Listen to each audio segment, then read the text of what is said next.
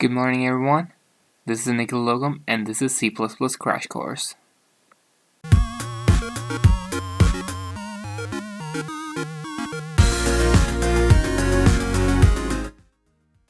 Today, we will be looking at how to assign variables in your program. So without any further ado, let's go into Microsoft Visual Studios and take a look at it. So, as I said, it's always good practice to comment your program with your name and everything else.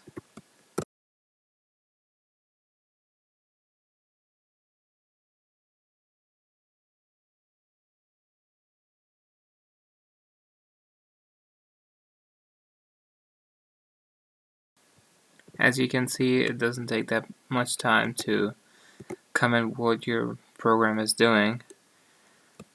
Now let's include some libraries so our program can run.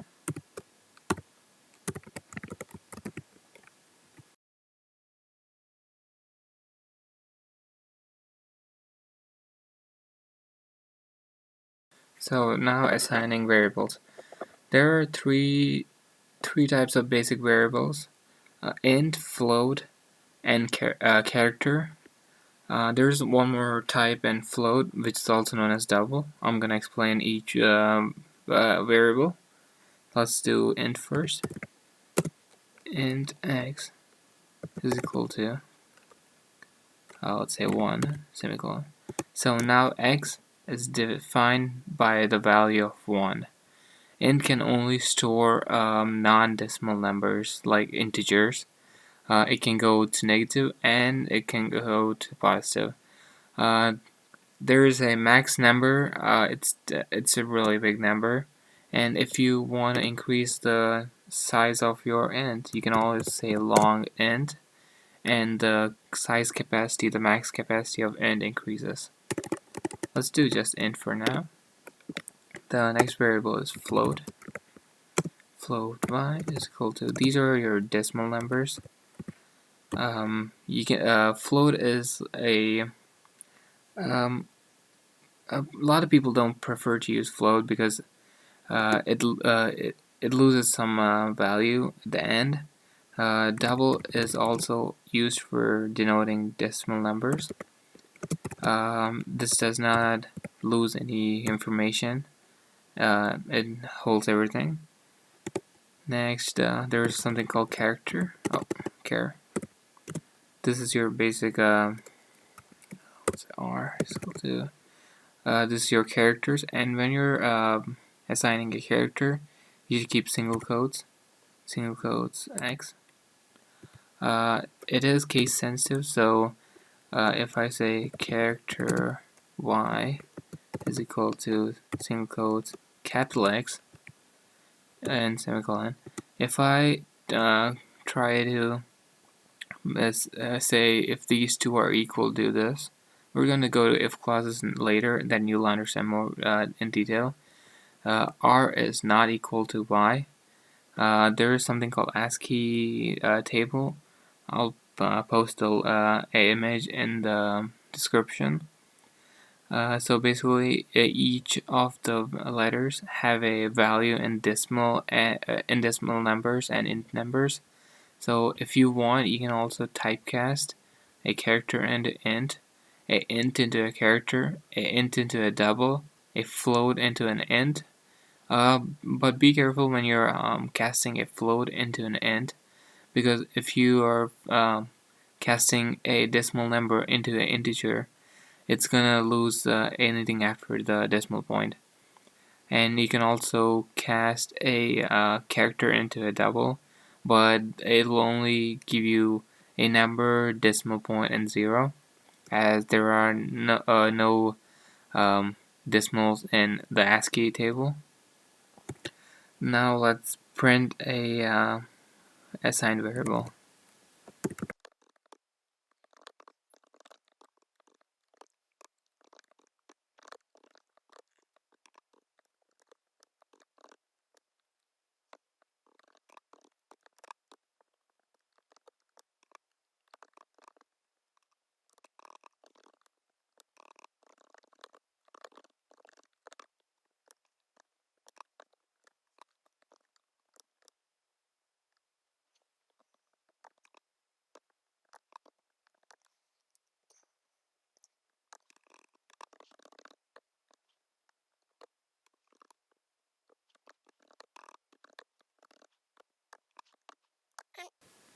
So these are we're gonna print the state assigned variables. Also, while I was making the print statements, you can also define a variable, say int num, and you don't need to assign this variable right off the bat. You can also say num is equal to x plus y. You can assign the variable later on, and you can also change the variable later on anywhere in the code. If you don't want your variable to be changed, so you want like a constant rate, you need to go outside the main function, say const.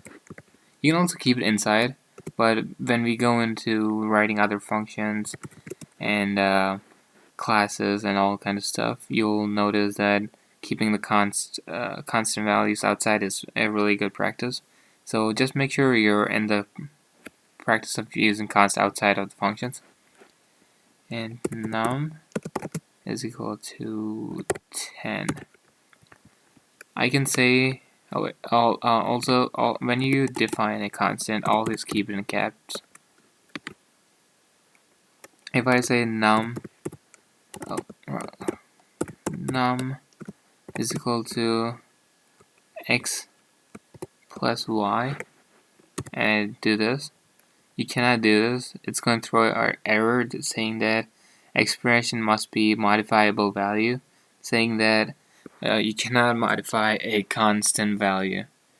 So if it's like a constant value, you don't want to change anywhere, and you don't want your program to accidentally change it, you should use const value. As the normal ones go, you just print them as you do for the normal ones. You can also add this num to other values. If you want, you can say plus num, and you keep on adding the constant value each time you run the program. Let me first run the program, and you can see how they're printed.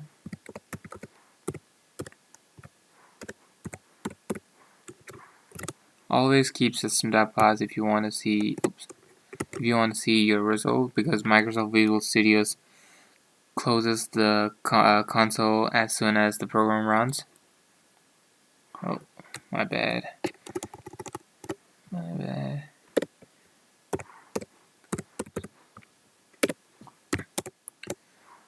Say original. You should always return something if it's a it's returning int value, int main.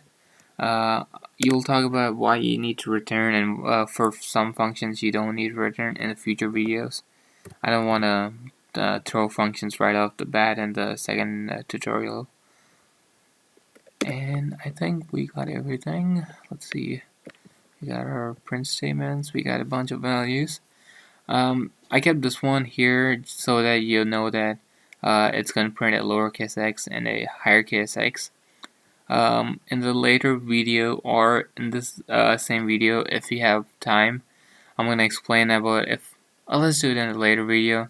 I'm going to explain to you how if and else statements work and how booleans work. Booleans is also another variable type, which is used in like if statements, for loops. Not much in for loops, mostly in while loops, and do while loops. Let's run this program first. Yes, I want to. And as you can see, the integer, we kept the integer value over here. That came out to be 1, 2.5, 2.5.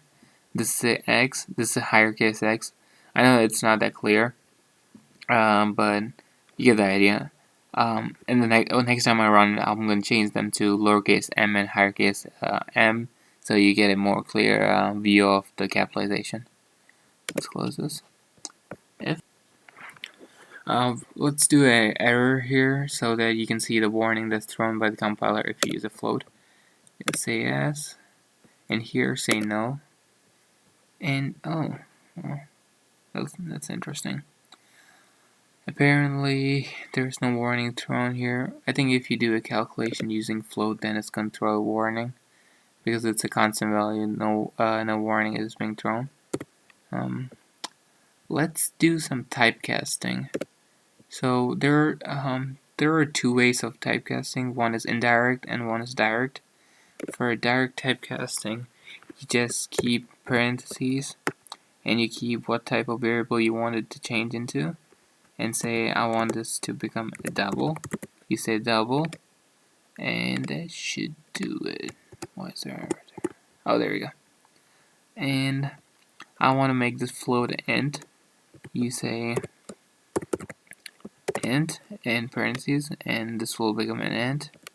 Let's make this one as an int as well. And let's make this one as int as well. You might be wondering how a character being an int. When you're casting a character into an int, basically it goes to ASCII table. ASCII tables are usually pre-programmed into all compilers, so you need not worry that it should come to a library or something like that. The compiler already knows. ASCII table is used in all programming languages, so it's like a good thing to know. And when you say int r, r is equal to x. Let's actually change this m as said before, and a capital M. There you go. That's much different than x's. So it brings the ASCII value of the character. I'm also gonna make this int. Now let's run this. You're gonna see that this value is gonna be converted into a double, and following for the rest. I'm gonna teach you how to do indirect casting.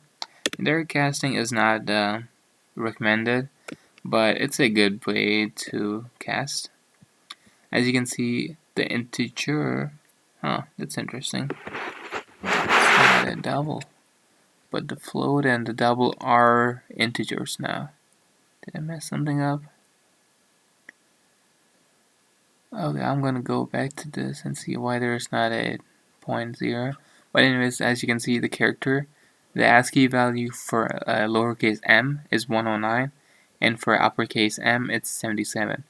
So as you can see, if you're messing with some case-sensitive letters, you get different ASCII numbers. In future video, I'll do a program for you guys where we mess around with ASCII numbers only, and we find the total sum of a name or something inputted by the person. We're gonna think about it later. Let's do some indirect casting. I'm gonna leave the print statements here. We can do. Okay, so when you're doing indirect casting and you say x is equal to y plus 1, it's gonna add up 2.5 plus 2.5, but when the value is stored, the decimal just drops. Let's do x, not x. Let's actually I want to try something out. I never did double a character. Let's keep that in there so we know what happens if you try to cast a character into a double. And now let's add two characters together and save it into let's create a new variable here. Int let me get good names going. Caresum. It's always a good idea to name your variables really well, so you understand what's actually being added here or what's happening here. R plus U. Also, just so we are doing the variables, you cannot do something like int char. That's an error over there. The variable names cannot be these words cannot be reserved words. When you're coding in Microsoft Visual Studios, if you have a reserved word, they'll be lit up in blue, sometimes in purple, so you know that it's a reserved word. But I think some shell codings do not show you that, so be careful when doing that. You don't need to remember all the reserved words, but some of the common ones, keep them in mind, like character, int, float, double. Main cannot be used as a. Can it? 1 second, actually. Actually, you can use main as one of your variable names. And system, you cannot use system as one of your reserved words. And return. So anything that's blue. Let's run this and see what happens. We got the character sum. Oh wait, I'm not printing the character sum. 1 second.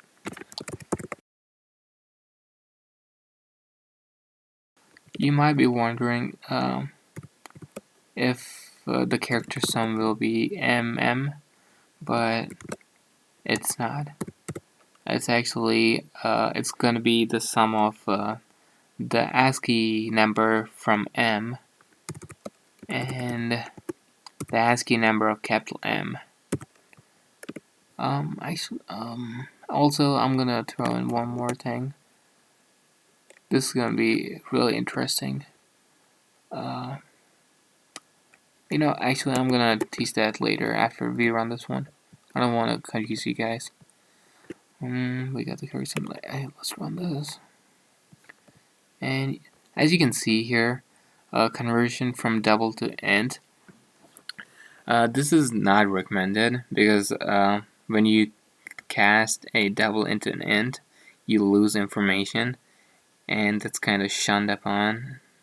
And so, also, if you look at here, it's the sum of the lowercase m and the higher case m, and it's the int value. You can also keep a character instead of a chart int here. It's going to be in the ASCII range. Yeah. So there's another way of typecasting, that is y is equal to, actually not like this.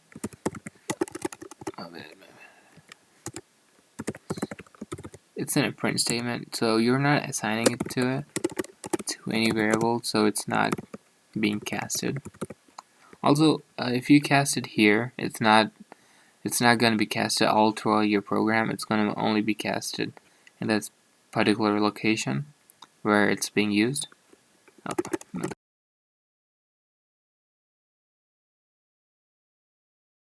I'm going to try to make these videos as short as possible, because these videos are mainly focused on giving information in short phases. So y divided by x. So if you're wondering, y is a float, which is a decimal. X is an int, which is not a decimal. It's an integer. When you divide a float by an integer, or you divide an integer by a float, it automatically casts it into a float. But there's a but. There is a small flaw in this, and you're going to see it as soon as I run this one.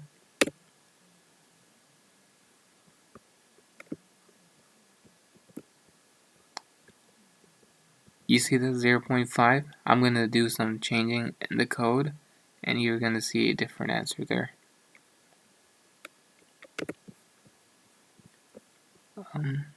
Actually, it's going to be different, but in a different way. Make this X. Make this Y. And run it.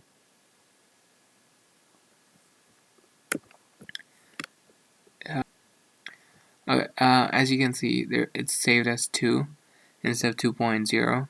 Let's change the Y value to something that yields us a decimal. So I think Microsoft Visual Studios in the console log does not show 0.0.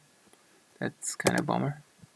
But let's make this 1.8, and let's make this let's say any value that makes 1.2. Oh, 1.2. Now let's run this again. As you can see, x is equal to 2. There you go, that's the thing I was talking. It doesn't really matter if you keep int in front and float is in the denominator. If there is a float in the equation, it's automatically typecasted into a float. But there's always a lose of data. That's the warning I was talking about before. If you equate or you add or divide using a float, it says that there is going to be a lose of data. And sometimes it's not that good, but sometimes if you're dealing with small numbers, it's not that big of a lose of data. And my apologies for but my voice. I think I got a cold or something going on, so that's why it's like that. Also, apologies for lack of grammar in the statements. Now we're gonna do the concept of post increment and pre-increment. So post and pre-increments are very useful in for loops, and in a for loop you always do post increment, and I'm gonna show you examples of for loops in the video after if and else statements or in the if and else statements.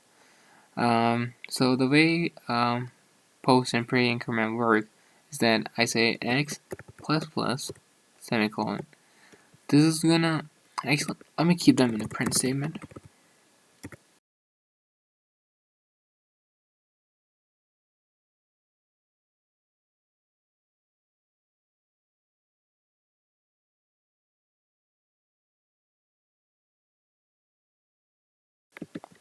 Okay, so post and pre-increment.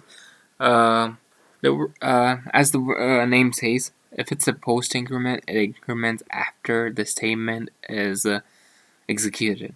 So if in this print statement you run this print statement, x value increments in the whole function. So this is basically saying x is equal to, let me write down here, x is equal to x plus 1. So this is going to be saved, but it's going to be saved after the function is called, or I'm sorry, the statement is called.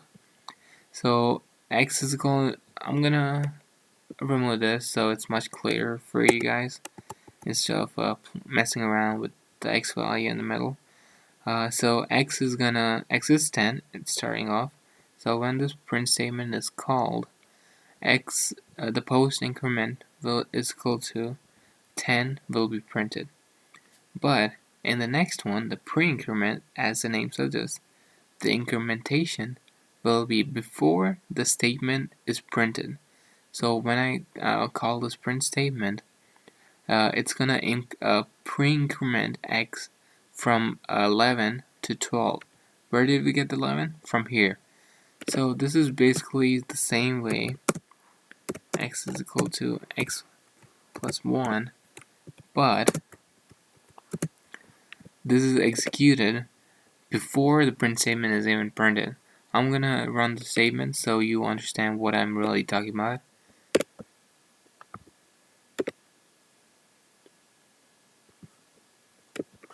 So as you can see, for post increment it's 10. The value integer x has been denoted from first. But if you see pre-increment, it's not 11 as you might expect by using post increment, but it's 12 because x value was post incremented to 11 in the first print statement. Then in the second print statement it got pre-incremented from 11 to 12. It's kind of a confusing kind of a topic, The easiest way to remember this is that if the plus plus is before x, that means that before running the statement, x value is incremented by 1. And if it's after x and the plus plus follows after the variable, that means after the statement is called, it's gonna add 1 to the variable. I think that's all for today's video. If you have any questions, please place them in the comment section. I will place the code for this video in the description below. Please hit subscribe and like the video. Thank you and have a nice day.